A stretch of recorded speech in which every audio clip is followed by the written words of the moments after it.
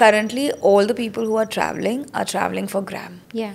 They are not traveling for themselves. You were meant to be a traveler. That's it. I guess Maybe so. you manifested it really well. I take an advantage of a content creation, so I try to do at least 60% free travel. Do you think it became a little difficult for you to make space in UAE after coming from India? I think Dubai gives you a space, but you have to be a go-getter. I think I'm still trying to settle in. Hi guys, welcome back to the fat kid show, जहां हम करेंगे गपशप एकदम ही unfiltered.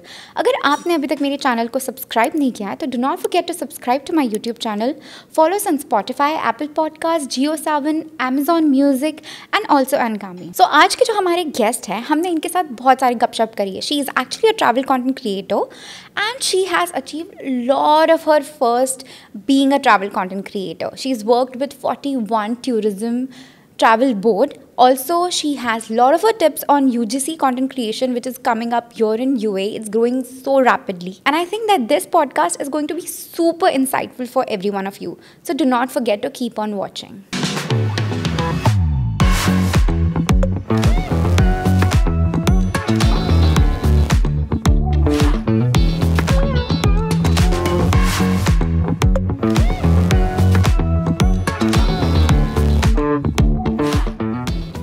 Hi Rutavi, welcome to the Fat Kid Show. How are you?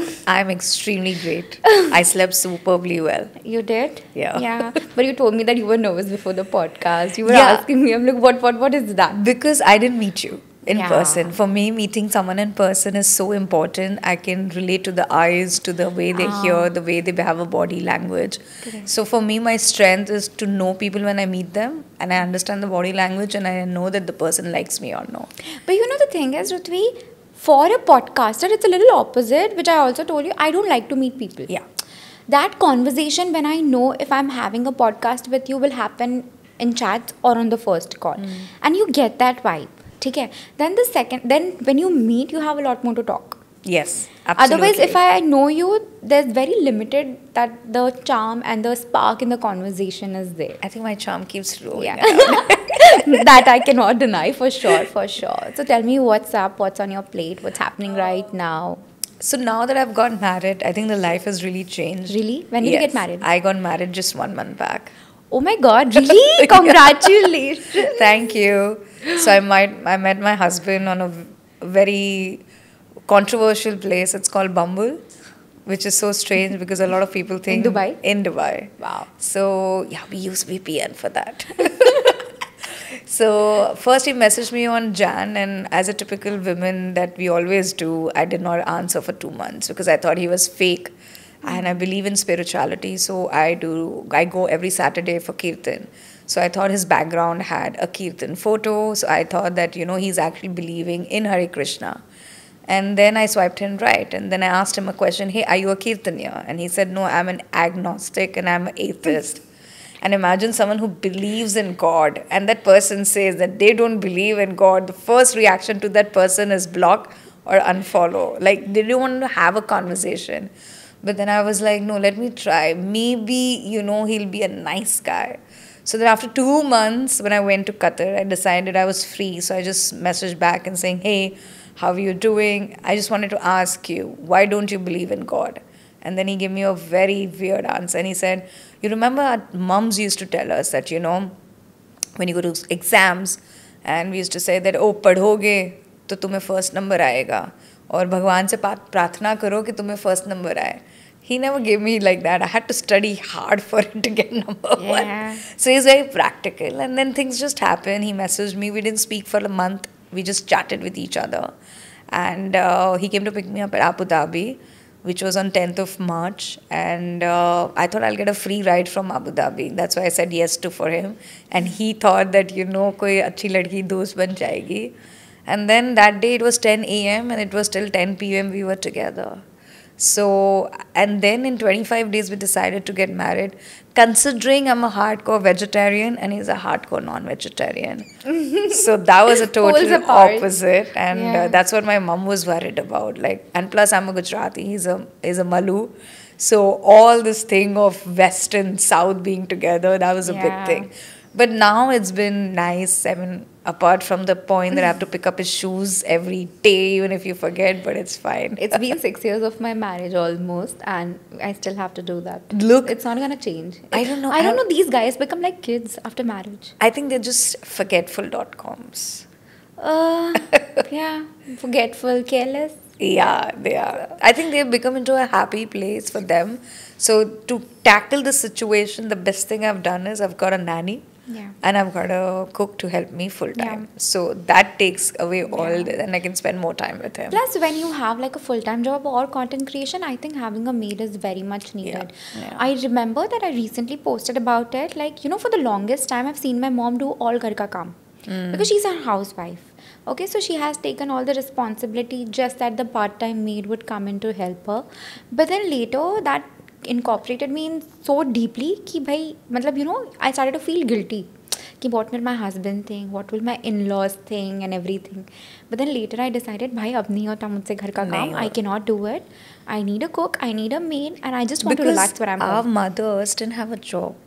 Their main job was to take care of us. Family, yes. And family. That is not what current one income doesn't survive in UAE. No, not at all. Not even Two in income. India, yeah. Not even in India, the rents are going so high. Like if you want to buy a property, just a context, we both belong to Navi Mumbai. Yes, it's a part of Bombay, okay. So and it's a better Bombay. Yeah, it's a better Bombay. Like I cannot see myself living in old Bombay. I can never. Never. The first time I ever went to Lokhandwala was recently. I get anxiety when I go to that side of Bombay. Yeah, because it's so small. And it's more green. Navi Mumbai is more green. So that, you know, people really connect and you actually spend more time with your family doing things, cycling. You know, I've been doing cycling there for a very long time. Yeah. I've seen Palm Beach I've seen Palm Beach Road grow. Same. So yeah. Yeah. I miss the rains. I miss there. Mumbai to this. And the rains. And the rains. On the Palm Beach Road. Yeah. So coming back that, you know, my mom, she's done it. I felt so guilty for the longest time, but now my life has changed completely after having me. Yeah. It's not about me. You tell me, how did travel content creation begin for you? So I started with Twitter. I am very big on Twitter back in the times, and for me, Twitter was to connect with people on topics that I really like. Okay. I think, Reshma, I didn't tell you, my background is really, really conservative. My mom and dad are extremely conservative people. When I was growing up, I was not allowed to wear skirts. I was not allowed to wear jeans. My coming back home from playground was around 8 o'clock. I was not allowed to travel alone anywhere, even to the shop. So, you know, for me to grow in that background, I wanted to really fight back. So I went to a school which was only girls' school. I was never allowed to join a boys' school. I went to a Gujarati school. I've never studied English. Oh, really? Yes. Till 10th standard, I was in Gujarati school. In Vashi only? In Chembur. Chembur, So they used to pick me up. They used to drop me. My dad used to come and drop me. That was my life till 10th. Not even till 5th standard. So I grew up in this house almost being all the time with them because my elder sister was completely out of place. So they wanted the younger one to be much more stricter and much more obedient. And then what happened is I got introduced to a lot of interesting people in that journey when I joined my college, when I first was allowed to go out without them. So I think I was very curious in my college time that I went and met a lot of people. I used to see photography, I used to see people cooking, and I just wanted to tell these stories to people. You know, I met this person, I met that person, and I think somewhere down the line, that's how travel happened to me. When I first lied at my house and I went to Pushkar, it was a camel festival, and I really wanted to see because I love animals. So I told my mom, I'm going with my cousin, I'm staying over there. So 4 days I just ran away from the house. I literally ran away. And that time we used to have 3310 and it was a solo trip. I don't even know how I managed then. I was only 18 years old. And my mom, there was at that time only 3310 was there, the phone. And it was very expensive to keep calling. And every time you cut the phone, you will still get charged for it. I remember. So I would not pick up the phone so that they don't get charged. And the third call, I would actually pick it up and cancel. So they stopped calling me. So yeah, most of my travel has been like that without telling my family till the age of 21, 24, I think. And that's when my parents realized that, she's going to be into travel for a very long. So the curiosity of me seeing the places, meeting new people, understanding their culture, the food, irrespective I'm vegetarian, I would love to go and try different food, actually came from my parents, because both my parents are big traveler. So I've stayed in different places, but with them in Rajasthan, in Gujarat, in Bombay. So, we've traveled a lot. And my mom and dad were both very long travelers, like slow travelers. And that's what even I have. I'm a very slow traveler. I've gone to Georgia 17 times. Like, Wow. people say, what do you do there Yeah. 17 times? People go second time and they're like, अब कुछ नहीं है देखने के लिए वहाँ But पर. I don't know. I somehow find every country to be unique in every season, in every time of the year, in every time of the food changes. So I have always seen the country growing every year that they have gone. So I think I see the countries in a very different way than what another traveler would. And I'm also someone, as a content creator, which I feel in travel, I like to keep most of the places to myself. You will not see me talking about hidden gems much. I just don't want to spoil the serenity of that place. So I'll not create content for. I have 14 TB lying in my hard drive, but out of that, not even one TB must be out. Because I've seen the country so beautifully and so natural that today when I go to Ladakh after 14 years, like I've been going there every year, I feel completely different. The country is completely changed now, the way it is. So what I saw 14 years back to what I see now, it's completely different. So I'm not a traveler who does a lot of hidden gems. But yeah, I love to give tips. Go explore on your own and come back. I mean, I will not tell you go and post it regularly. Then what is your opinion about the travelers which are there currently, the travel content creators? What Well, do a you feel sensitive about them? topic. For me, it's up to them. They love to talk about hidden gems. They love to talk about how they have traveled, how they're doing content. They might have seen a hidden waterfall and they've got them. This bubble of being hidden gem might work for 10 years, 5 years, but over a period of time, I think it is not going to work. This bubble is going to be created, and it's definitely going to burst in some years point. It's same like real estate, right? So I don't resonate with the kind of content which is hidden gem. I don't resonate with the content which is slow travel. For me, long travel and having a history behind a travel is very important, because that's how people used to travel back in the days. Yeah. When people came from India to UAE, they just didn't come for one day. They got essence of the culture.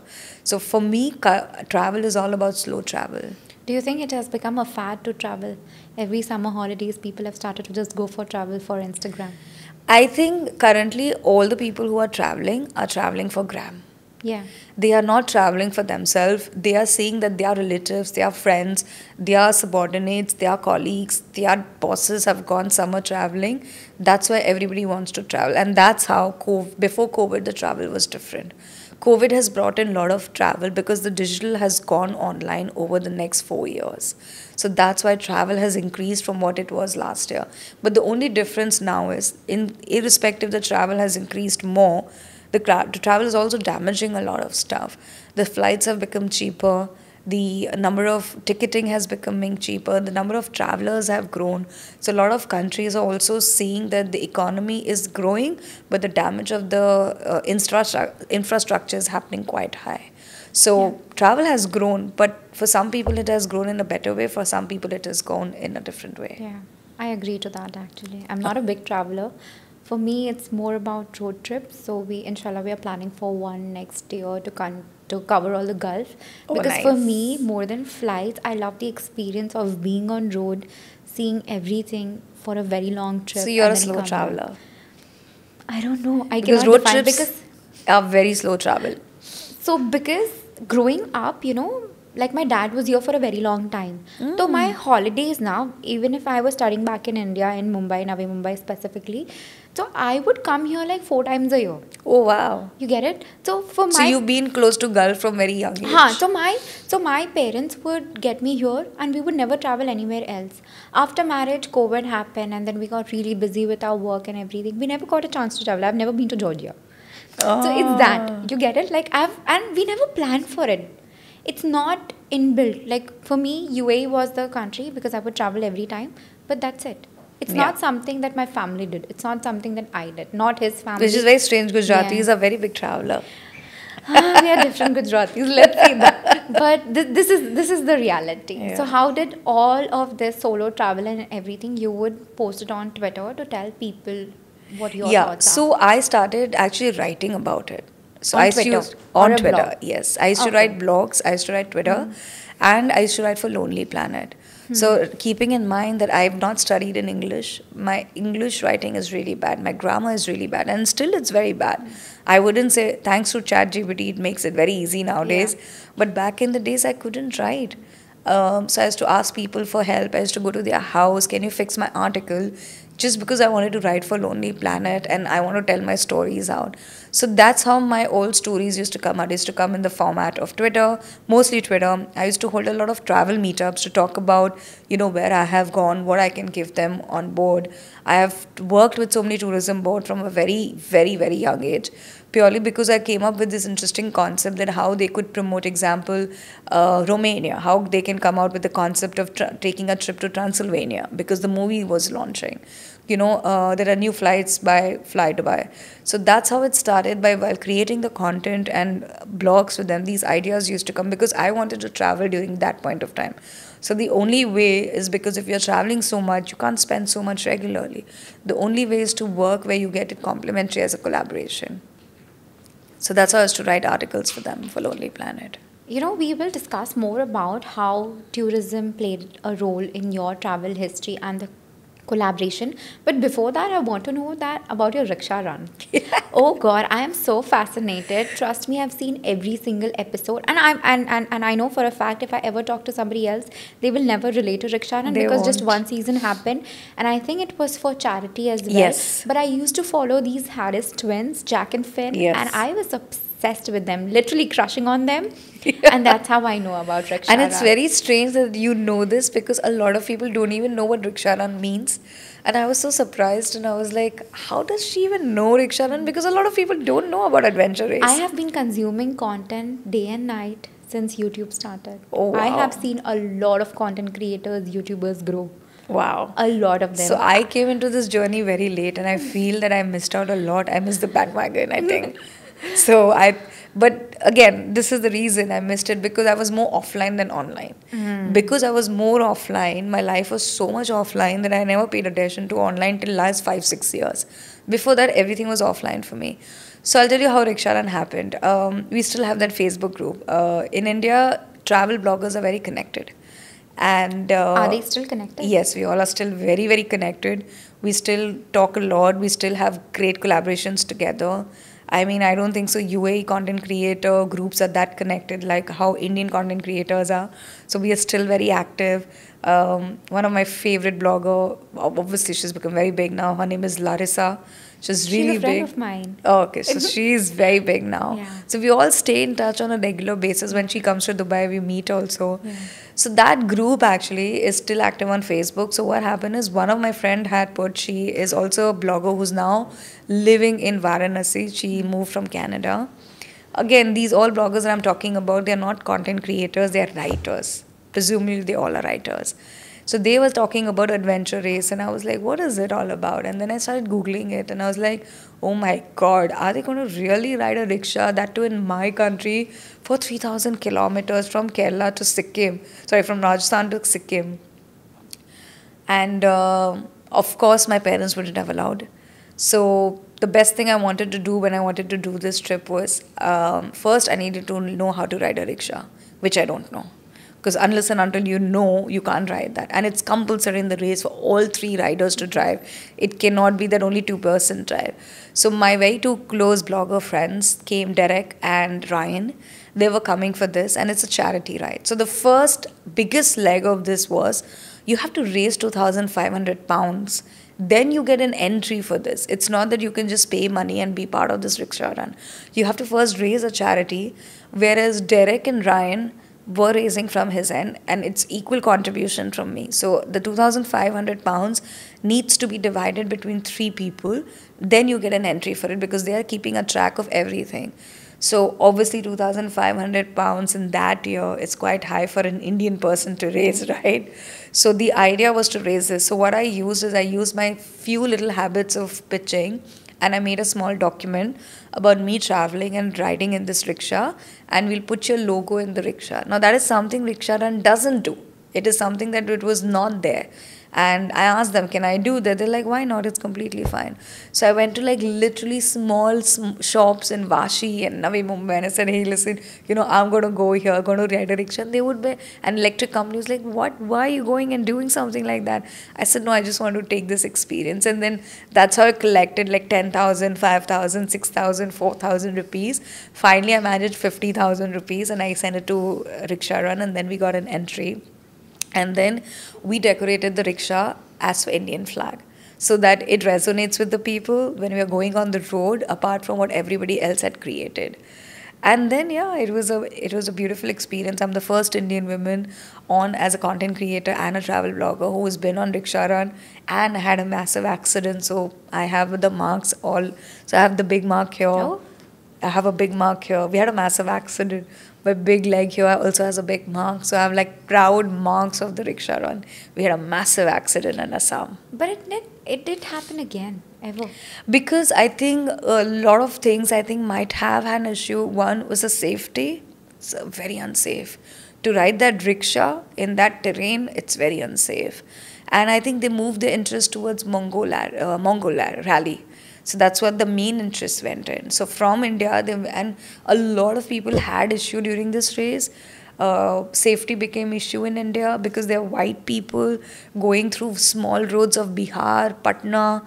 I mean, I had very crazy experience at Bihar as well. So I think because of so much, that's why it's called the most dangerous race in the world. Yeah. So maybe because of that, they took a decision to stop it. Yeah, but it was a memorable one for you. Yes, it is.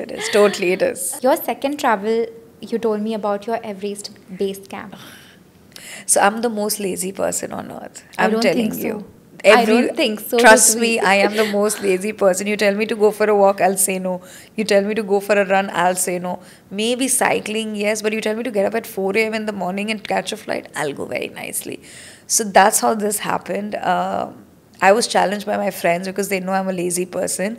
And Kingfisher Blue Mile had two concepts. One was an adventure travel, so they take you to Andaman. And second was the concept of Mount Everest. And they knew I cannot hike. So my friends gave me a challenge that, you should do this. I said, okay, might well, let's do it. I failed in everything. I failed in hiking. I failed in swimming. I failed in kayaking. And I failed in rope climbing. That was the entry point to go for Mount Everest. But the one thing which was the most amazing thing was the connection between me and Gulpanag on screen. So Gulpanag was the host for the show, and my dialogue delivery with her during a test was extremely well. So they had this mind behind that this girl can't make Gulpanag talk or laugh. But there was a wildcard entry. So the 9 trekkers were chosen for the show. Out of that, the 9th person couldn't make it. So the call came to me, which was 2 months before the trek. And they asked me, that would you like to join? I said, I did want to join, but who's going to train me? And they're like, we'll keep a trainer for you. So in 2 months, they prepared my body for trek. And it was a massive change. Someone who eats dhokla was not ever allowed to Which eat year dhokla. was this? This was 2013, I guess. Okay. And then, it was fun. I mean, again, I think all my travels, I've always had one kind of an incident. I think I've never came out from any travel without an incident. In Mount Everest also, I fell down in the last leg, and I had almost got a frostbite, which I didn't realize. And I had to be carried back on the back. वो विक्रम बेताल की तरह पीछे लेकर आता है ना, बेचारा मेरा Sherpa. He caught me about almost more than 41 kilometers down from the top because my leg was broken and I couldn't walk at all. And at that level, the helicopters can't come. So still big thank you to the How many Sherpa. kilometers did you hike? Good question. I don't know. I think it is I don't remember. It's 14,000 feet, I guess. Yeah. I don't remember. No. No. I'm very What bad is with that one memory about this trip that you cannot forget? What did you feel like when you reached base camp? I think base camp was one thing I felt how death looks. I think if someone does not believe, I think that's for me, that was like, I could literally see me dying in that position in the cold weather with my leg completely not moving. nothing to do. I cannot scream. I cannot call someone because I've been left behind. They almost forgot about me, that I was a slow person walking, and I could see the death in front of me. So that's one memory that I always will keep it, that, if you have to do something, you have to do till the last moment. The willpower to push you, because I wanted to live. I wanted to talk about my story to people. I just, at least 2 kilometers, I just crawled to reach till them to shout so they can at least hear. So that 2 kilometers of crawl was something made me believe that as a human, you have such an amazing willpower. But we just underestimate it in our daily life. And that's what I realized, that willpower can make you do anything. If you want to do it, you can do it. Because I didn't want to die in that position. I made myself sure that I can hear. And plus, there's a lot of wind, so people can't hear you in Mount Everest. So, and I can't walk. And they were going faster. So I had to crawl and go. So I still remember how I managed to do. I was throwing stones, I was shouting just to make them realize that I've lost behind. So yeah. How has Rutavi changed before travel and after travel of Rickshaw Run or the Mount Everest Base Camp? What is that one change? I think I was a big introvert when I was in school, college, because of language barrier. Were you a risk taker growing up? No, I was not. Did that happen? I think travel made me a big risk taker, financially, emotionally, relationship-wise. Before that, I was not. I would never take risk. I would be very, very consolidated in my thoughts, would always be on full-time job. I think travel made me somewhere that live for the moment. That has been the biggest motto for me, that live for the moment. You really don't know what is going to happen in the next 2 minutes of your life. So that has really changed in terms of my travel experience and lives, that living for the moment. And COVID was one of the most important example of a humankind. Like, if you've not done things before your life, if you're someone who's been into brands, if you're into someone who were buying brands, nothing has helped you during COVID. It has been completely of waste if you were not someone who had thoughtfully saved as well. So I think I am currently living for the moment. And that's how I think I wasn't married for so long, and then finally I got married. I just live for the moment. I never pushed into the society culture. Rutavi, I know you have a lot of experiences. As per our discussion that you've experienced a lot of countries as well. The next thing I really want to talk about is octopus hunting, because not a lot of people know about this as well. Yeah. Whatever experiences you've shared with me that Reshma, I've done all of this, I'm like, I've never heard this, I've never heard this. I was going to write so much, and then I was like, oh my god, I shouldn't do this. It'd be like boasting, but it's so weird. The things just keep happening in my trips. I just don't know how. So, okay, first I'm going to ask you. You were meant to be a traveler, that's it. I guess Maybe so. you manifested it really well. Yeah, the another thing is, I manifest things from last 2-3 years. I've seen a huge change. Like, I never believed in it, but I really think manifestation works. Law of attraction works. Like, really. But coming back to octopus hunting, this was really funny. I had gone to Lakshadweep Island, and I wanted to go and see in this island. This was really 10 years back. And there was no way to go to Lakshadweep then. The only way to go is a boat, which is ship, which is managed by the government of India. It's not that you can buy a ticket and go. And I had to wait and find a lot of ways to reach Lakshadweep. So I wrote an email to government, I wrote email to Kerala government, I wrote an email to Lakshadweep. Finally, they accepted me. And there was this email that I remember, and a letter, that they wanted to go and research about octopus. Now I'm going to ask you on your show, what is the color of octopus? Pink, grey, Why white. do you think is that color? I have no clue. That's what I've seen all my life. Because our comic books had those colors.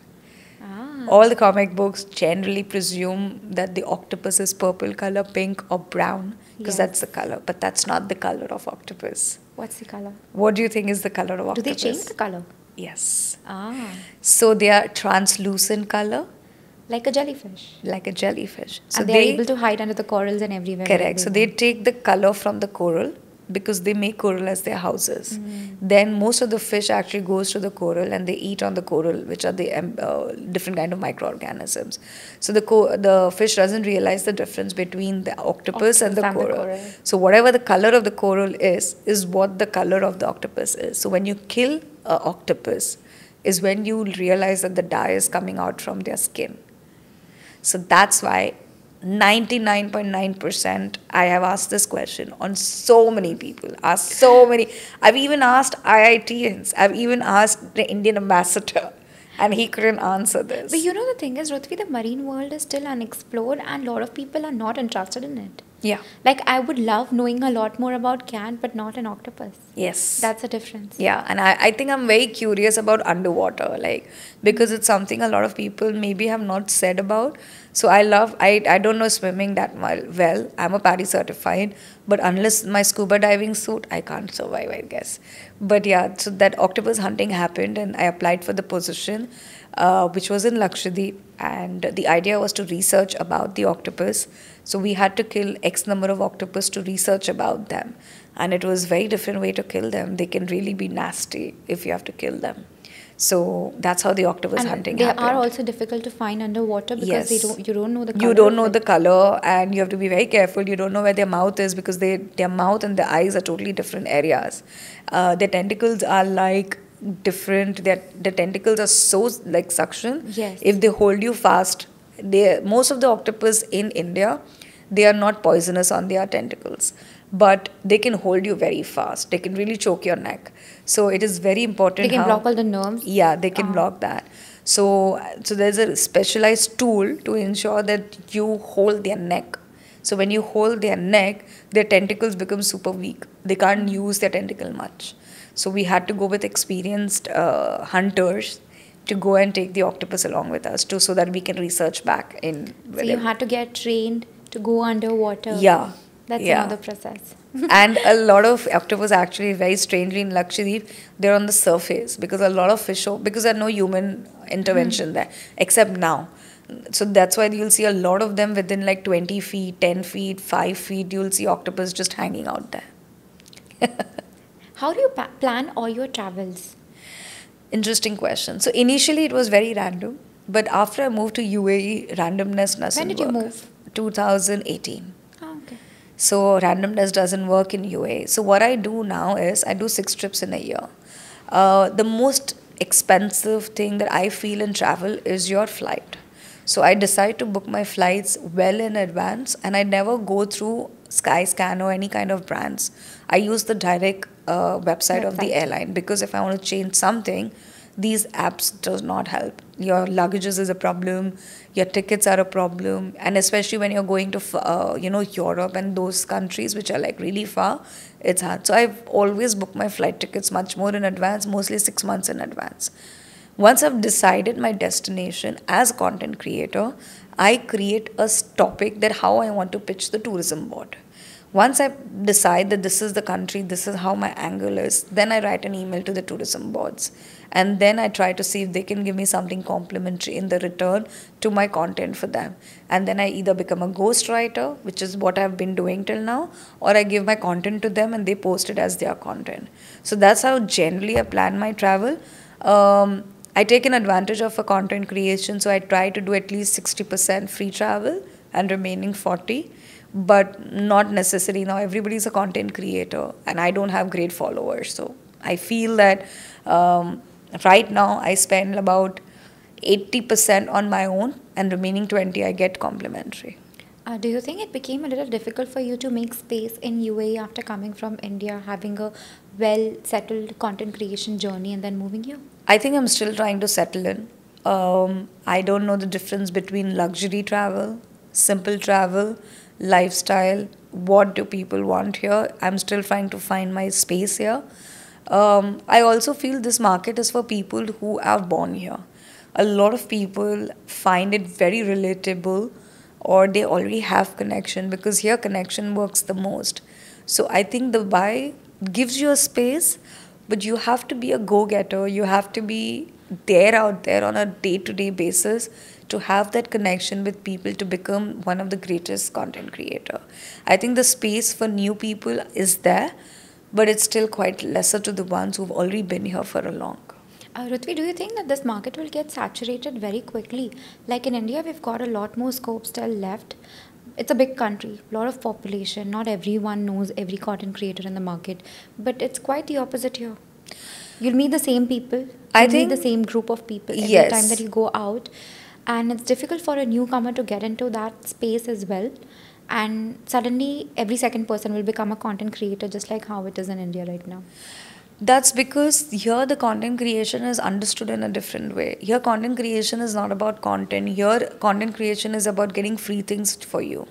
So that's the biggest difference between India and here. I actually tell people, so in my professional career, I did handle influencers as well for my brand. So I always tell people that what UAE is right now, India is like 10 years ahead of it. Yes. We know what content is. We know everything that's aligned. How brands select a content creator is also very different. Right now it's just about the number game, but eventually it's going to drop. It's at that place where India was a while back. Yeah. But that's not going to change for UAE. UAE mindset is still going to be numbers till next 5 years. I thought this when I came here 2018, it'll change. No. But UAE is still there where the brand is all about numbers. It's not about creativity. However, some agencies, some brands are making that difference. They are going, but that percentage is extremely low. Less. It's maybe like 10% out of all the agencies who are. Otherwise, the same people are getting the brands, same collaborations are going to the same bloggers who've been there for a very long time. I think content creation here is at a toddler phase right now. Yes, that's it how is. I can It say, is. and it's a very long way. For And also the everyone to go. nationality. What happens is there are a lot of nationalities here. So, and the platforms like TikTok, Snapchat, Facebook, Instagram, everybody and every other nationality is using different kind of platforms here. So to manage content between all these platforms is also very high from different nationality. But yes, one thing I would say, UAE has given a lot of broader perspective towards content. Yes, Indian content creators are great. Styling is great. Thought process is great. Creativity is great. Studios are great. Photography angles are great. But UAE might not have great area to shoot because it's a very small country for them to plan any kind of shoot as well. Like for example, let me tell you the major problem that I face. I'm a very creative person. Now, I want to go to a studio to shoot my Navratri outfit. I want to do something where there's a background of, fort. Where can I go? There's nothing here. There are no forts, there are no studios. If there's a studio which is there, they can't create that kind of resemblance. So that's one of the reasons the locations are issue, because there's the same location in the entire UAE that every single content creator has been to. So it's important that, what is there. That's why a lot of people travel outside UAE to create content. But the ideas with different nationality, that's completely nice. That is something I really like here. One thing that you mentioned and I picked is that if you plan your travel, you reach out to the tourism board. Yes. As a content creator, usually people think that this will bring my value down. Yeah. What are your thoughts on that? See, for me, in terms of tourism boards, it has never brought my value down because I had a history of working with tourism boards. It's how you pitch them. As a Lonely Planet article writer, you are meant to pitch your stories to the editor. The editor is not going to say your value is going to go down because you have pitched the editor your idea. It depends how you pitch the idea to the person. So my basic way of doing, which is a secret that I always said, is reach the tourism board from the LinkedIn or from the official website. They exactly know how to work with you. They see the value with them. So I'm going to Uzbekistan on 11th of October. It's a personal trip with a couple of friends, and then I'm extending my trip to solo. Simple example, it's a very small country but a very beautiful country. When I told my friends that I'm going to approach the tourism board, none of them would believe that the tourism board would even reply to me. I sent them an email 2 weeks back. I got a reply within a day, not even a week, a day, that please tell us what are your interests. And I said, I would like to do a road trip in your country because most of the time people don't do a road trip in Uzbekistan. It's generally with the travel packages. And they loved my idea. I sent them a nice presentation. One thing about me is I don't have anything concrete ever. I don't have a media kit. I don't have a profile. I don't have a website. I have this very vague way of addressing to these things. I just made a presentation. I shared my ideas. I asked them what kind of support I need from them. And in return, what I'm going to give them. So sometimes with most of the tourism board, I feel it works. It's the way you pitch them. And they know that I'm not a very big influencer. They know that I don't have millions. They also know that I have not been there in the country. So they are also looking to work with you. Is how you pitch them is the most important point. So they wouldn't care about the following number. If a tourism board is new, if the country is new, yes, New they in wouldn't tourism, care. yeah. Yes, they wouldn't care. But yes, if you're looking to work with tourism which has been there in the market, example Indonesia, Bali, they will not care because it's a saturated country right now, like Indonesia is. Millions of influencers are going there, so it will not work for them. But for Uzbekistan, it will work. With Georgia, with Baku, it will work. What are your tips of content creation while traveling? What things do you take care of? How do you capture the moment? How do you share a story to the audience? So right now, if you asked me this question 4 years back, I would have given a different answer. But since you're asking me in this era, right now what is working with people is creating itineraries. People want to know where you went, how you went, what did you use, how did you exchange the currency, what platform did you use to book your flight tickets, to hotel bookings. So right now these itineraries are doing extremely well in the market. Second important thing, which is what a quick small is top 10 things to do, top 5 things to do, which doesn't interest me, but that is working for a lot of people. They want to know that what are the top things to do in that region. So if you're a content creator and are young, and something that I want to share with people, if you're a young content creator who's just coming out in the market, relate to the focus of what you want to do, which is what I lost while I was doing that. I'm in travel, I'm in lifestyle, but I would say if you're starting out new, vlogs are working the best right now. People want to see what are you in person, how is your day life, what did you do when you get up. That is what people want to see. They want to see real things. So when you're traveling also, keep it more realistic, keep it more organic. That is what is getting viral right now in terms of content. Rutavi, one thing that you mentioned, that right now for the newcomers, the advice that you gave, back in the days, we never had a strategy to work. Yes. And that made a lot of difference. Now people know what strategy is. Even if you go on TikTok and search for content creation strategy, even this word makes you research a lot more about what exactly it is. Yeah. And this is the difference between then and now. Now people look at it as a full-time job. Yes. It was not the case with us. Absolutely it was just a not. hobby. It was just a hobby. It was just a hobby. And I think right now people have understood where content strategies from different platforms like ChatGPT, which helps you to create content. Like, I use that a lot. Honestly, I use that a lot. Yeah, for sure. I don't have so much time to script sometimes. I just use that. ChatGPT also gives you an itinerary. Yes, it also gives you an You give them the itinerary. budget, you tell them the dates, you tell them this is the place, or Yes. give me a suggestion. I don't have a visa, I don't have time for the visa. It gives you everything. And that has really been a big open marketing, and open eyes for marketeers, because that helps you to do a lot of, it has really reduced manual work to like literally no. So I do a lot of work of mine on ChatGPT. That's how content strategy, that's how UCG has started working so much. UAE right now is still growing in UCG, but if you see Canada, US, Australia, India for that matter, India is any which ways way ahead in terms of content. It is working quite a lot. So content strategy right now works a lot. If someone was there to manage me before when I started, I would have been very happy. Right now I'm in a place where I want to grow in the market of content, but I have so much content already lying which I've never used for. So that's what I'm planning to do now, that I'm going to get into sharing my old travel before and after, because I want to show people what before travel was and what is it now. So that's what I'm going to go in. I still don't do my content strategy very well. I would say I'm more towards people person, so I like to work with other people, give them the ideas. So most of my time goes in working with the tourism board and deciding embassy projects, which are my larger projects. But this year, after getting married, I have a lot of time on hand to do. So now I'm deciding to do my content by myself. What do you think is the future of travel content creation or content in general? A very good question. I think next 5 years, I think people are going to be more towards digital and more towards 3.0. I think using different platforms to create content, to get more realistic pictures, to, people have faded out from those filters from Adobe Photoshop. So I think the future is going to be people using vlogs as a content creation. Before, it was more stage. It was more about taking videos. It was more about getting makeup done. I think now people, in terms of travel content also, they want to see realistic. They want to see where people are traveling.